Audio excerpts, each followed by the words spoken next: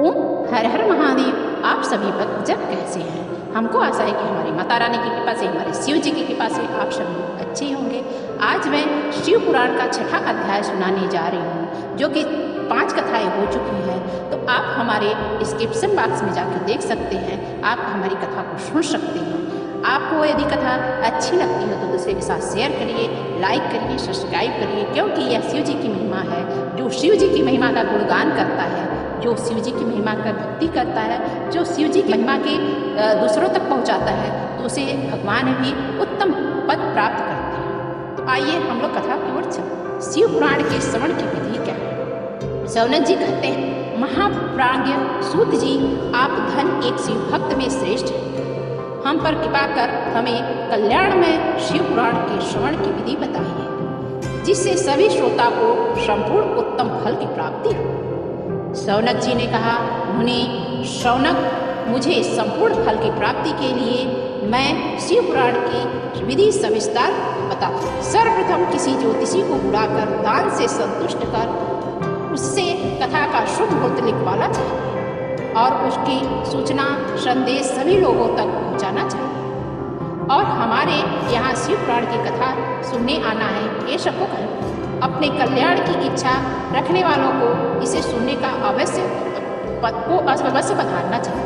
देश देश में भी जो भी भगवान शिव के भक्त हैं, उनको शिव की कथा जरूर सुननी चाहिए। कीर्तन शिव जी की जरूर करनी चाहिए, श्रवण करते हुए उत्सुकता होनी चाहिए, ना कि उन सभी को आदरपूर्वक बुलाना चाहिए और उनका आदर सत्कार करना चाहिए। शिव पुराण सुनने के लिए मंदिर, तीर्थ, वन प्रांत अथवा घर में ही उत्तम स्थान का निर्माण, केले के खंभे से सुशोभित कथा मंडप तैयार करवाएं। इसे सब और फल फूल सुंदर चांदवे एवं अलंकृत करें। चारों कोनों पर ध्वज लगाकर उसे विभिन्न सामग्री से सुशोभित करना चाहिए। भगवान शंकर के लिए भक्ति पूर्वक दिव्य आसन का निर्माण करना चाहिए तथा कथावाचक के लिए भी दिव्य आसन का निर्माण करना चाहिए। नियम पूर्वक कथा सुनने वाले के लिए सुयोग आसन की व्यवस्था करें तथा अन्य लोगों को बैठने के लिए व्यवस्था करवानी चाहिए।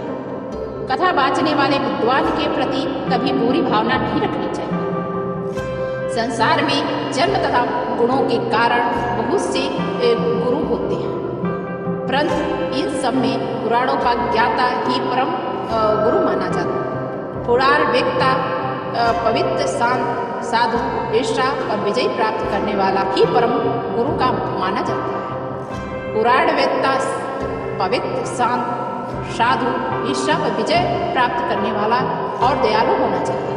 ऐसा गुणी मनुष्य को इस पूर्णमयी तथा कथा को वाचना चाहिए। सूर्योदय से 3:30 पहर तक इसे वाचने का उपयुक्त पहर है। मध्याह्न काल में 2 घड़ी में तथा कथा बंद करनी चाहिए, ताकि लोग मल मूत्र का त्याग कर सकें।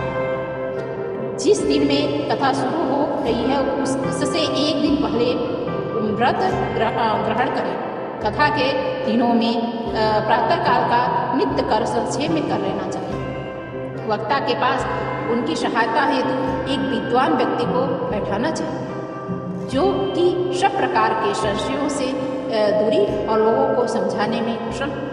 कथा में आने वाले विघ्नों का दूर करने के लिए सर्वप्रथम गणेश का पूजन करवाना चाहिए। भगवान शिव पुराण की भक्ति भाव से पूजा करें। तत्पश्चात श्रोता तन मन से शुद्ध होकर आदरपूर्वक शिव पुराण की कथा सुने। जो वक्ता श्रोता अनेक प्रकार के कर्मों से भटक रहे हों काम से, और उसे जरूर भगवान की कथा को शुद्ध आसन पर बैठा के कथा श्रवण कराना चाहिए। 6 विकारों से युक्त एक पूर्ण के भागी नहीं हो सकते। जो मनुष्य अपनी सभी चिंताओं को भूलकर कथा में मन लगाते हैं, उन शुद्ध बुद्धि वाले पुरुषों को उत्तम फल की प्राप्ति होती है। ये था शिव पुराण का 6ठा अध्याय। अब आपको 7वां अध्याय सुनाया जाएगा, जो कि आप जब कथा 5वीं तक कथा नहीं सुनी हो तो आप हमारे चैनल पर जाकर कथा सुन सकते हैं, लेकिन संपूर्ण कथा जब आप सुनेंगे तो आपको पूरा फल प्राप्त होगा। यदि आपको कथा अच्छी लगती हो तो दूसरे का जरूर शेयर करिए, क्योंकि शिव भक्ति है। शिव भक्ति का यही अर्थ होता है कि जो कथा लोग दूसरे के पास पहुंचाते हैं तो उनको उससे 2 गुना फल की प्राप्ति